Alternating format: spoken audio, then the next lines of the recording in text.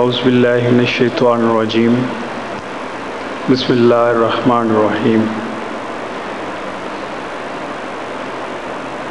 محترم المقام ناظم اعلیٰ ڈاکٹر رحیق احمد عباسی صاحب، ناظم یوتھ محترم ساجد محمود بٹی صاحب، محترم تنویر احمد خان صاحب، حاجی اسماعیل سندھو صاحب، بابر سہول صاحب اور سرگودا کی تحریک اور مصطفی اسٹوڈنٹس موومنٹ اور یوتھ لیگ کے تمام وابستگان، ورکرز، جنہوں نے آج کے اس ورکرز کنونشن کو اور یوتھ ورکرز کنونشن کو کامیاب بنانے میں اہم کردار ادا کیا، اور حال میں موجود لابی میں منہاج القرآن ویمن لیگ کی میری بہنیں اور دوسری باجیاں، بیٹیاں، مائیں جو اپنا کام کاج چھوڑ کر آج کی اس ورکرز کنونشن میں تشریف لائے، میں آپ تمام کو مبارکباد پیش کرتا ہوں۔ ہال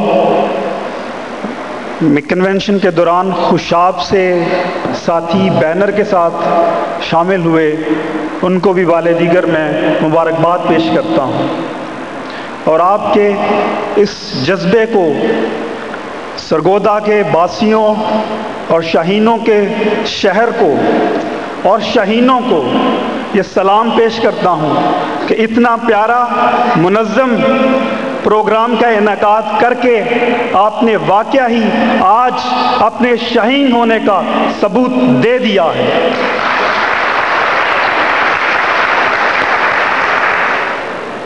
یہی نوجوان ہیں، یہی نوجوان آگے آئیں گے جو تحریک کے لیے قیادت ثابت ہوں گے۔ انہی نوجوانوں کو میں دیکھ رہا ہوں، کل کلاں کو کوئی ایم ایس ایم کا مرکزی پریزیڈنٹ ہوگا، کوئی یوتھ لیگ کا پریزیڈنٹ ہوگا، کوئی ناظم یوتھ ہوگا۔ آپ نے اسی طرح آگے بڑھنا ہے، کیونکہ change is law of nature. ہر نسل فصل ہے دھرتی کی، آج اگتی ہے کل کٹتی ہے، جیون وہ مہنگی مدرا ہے جو رفتہ رفتہ بڑھتی ہے۔ عزیزان مکرم، آج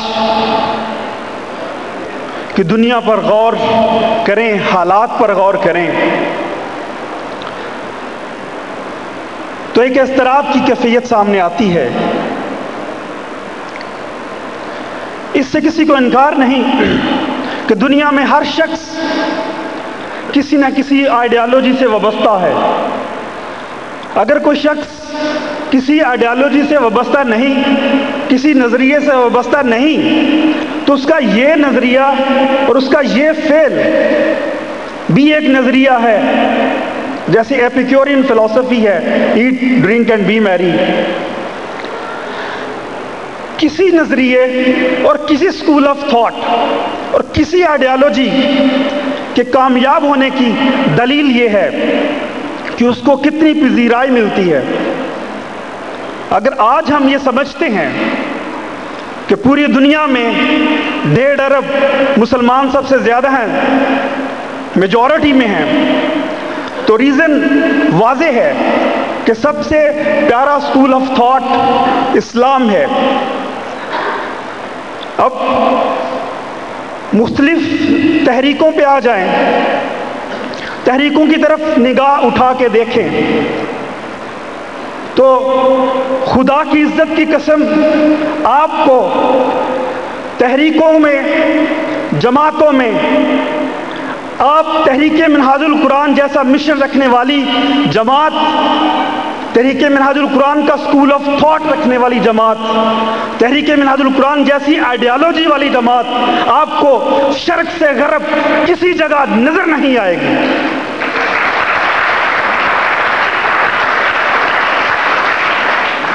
لیڈرز پہ نگاہ اٹھا کے دیکھیں، آپ کا قائد، ہمارا قائد،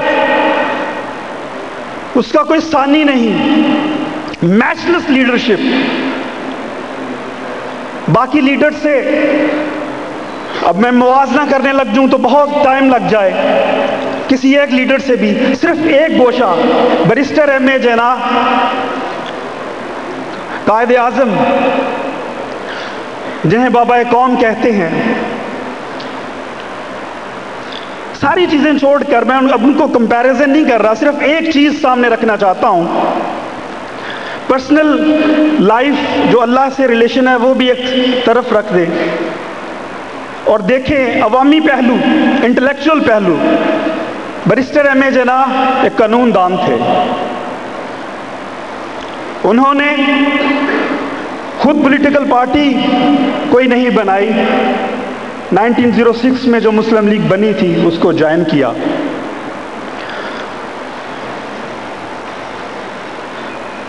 پھر اپنی وہ دعوت میں کوئی ریلیجیس لیڈر نہیں تھے. چوتھی چیز، آتھر نہیں تھے. اتنی بڑی کتابیں انہوں نے آرٹیکلز لکھے. یہ چار چیزیں. اب اپنے قائد کی طرف آ جائیے. قانون دان جس نے قانون پہ کتابیں لکھ دیں، قانون پہ لیکچرز دے دیے. اسپرچل لیڈر جتنا کام کیا اتنا کسی نے کام نہیں کیا. ایک پارٹی کو بنایا اور اس کو اٹھایا اور شرق سے غرب تک پھیلا دیا. اب ایک کویسچن پیدا ہوتا ہے، وہ یہ کہ ہم اب اس منزل تک جو انقلاب کی منزل ہے اس تک ابھی نہیں پہنچ سکے، جبکہ بیرسٹر ایم اے جناح قائد اعظم پاکستان کو بنانے میں کامیاب ہو گئے اور اس طرح انہوں نے اپنی منزل کو پا لیا. انقلاب کی منزل اور انقلاب جس کی آواز ابھی بھی اسٹیج سے بھی آئی تھی اور میں اکثر ڈسکشن میں سنتا ہوں کہ انقلاب کب آئے گا، اس پہ بھی ایک چیز کی کلیئرٹی کی ضرورت ہے. جب ہم یہ کہتے ہیں کہ انقلاب کب آئے گا تو اس سے مراد ہم ایک خاص پریکٹیکل ڈیمنسٹریشن کی بات کرتے ہیں، اس عملی شکل کی بات کرتے ہیں جو قوت نافذہ کے ذریعے ہم اس ملک خدا داد پاکستان میں نافذ کریں. جہاں تک فکری انقلاب کی بات ہے تو وہ انقلاب آ چکا ہے.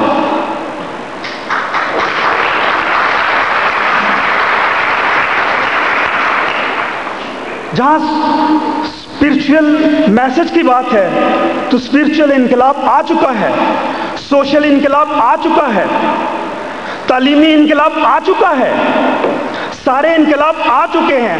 فقط وہ فورس جو پولیٹیکل اور پریکٹیکل فورس حاصل کر کے ہم نے پھر آگے بڑھنا ہے اور پھر اس فورس کو حاصل کرنے کے لیے ہم نے آنے والی ہر دیوار کو گرا دینا ہے، ہر بت کو پاش پاش کر دینا ہے. وہ دن بھی آئے گا آئے گا آئے گا.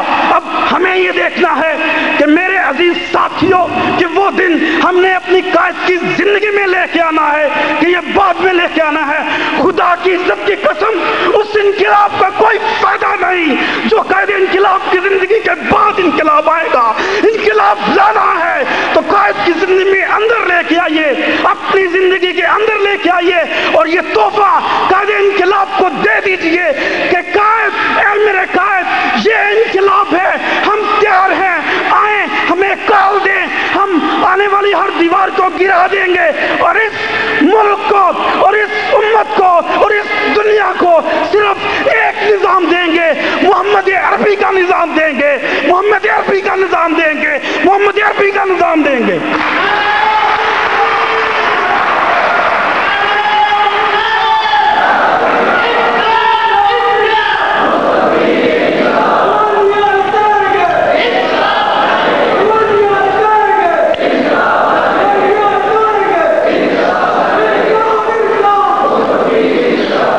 اللہ آپ کے جذبوں کو سلامت رکھے. میں بیسیکلی مجھے اتنی خوشی تھی، میں کوئی خطاب کے لیے نہیں آیا، خطاب ناظم اعلیٰ صاحب کا ہے، اور مجھے بس خوشی تھی کہ یوتھ کنونشن ہے تو میں بھی اپنی حاضری لگواؤں۔ آخر میں اپنی نظم کے صرف 2 اشعار پیش کر کے اجازت چاہوں گا، ساری نظم سنانا پاسبل نہیں ہے۔ صبح امید کے نام سے شاعر بھی ہوں چھوٹا سا۔ یقیناً ایک روز انسانیت کے معیار بدلیں گے، یقیناً ایک روز انسانیت کے معیار بدلیں گے، مجبوروں کمزوروں کے لیل و نہار بدلیں گے۔ ایک روز معاشرتی ناہمواری کی یہ دیوار گرے گی، ایک روز معاشرتی ناہمواری کی یہ دیوار گرے گی، خود غرضی مادہ پرستی کے افکار بدلیں گے، اور جس کا انتظار تھا وہ سحر نکلی ہے، کتنی تابندہ روشن خیال نسل بشر نکلی ہے، اے وطن تیرے لیے کتنے ہی مصائب جھیلے، حیات موت سے ہو کے امر نکلی ہے۔ والسلام۔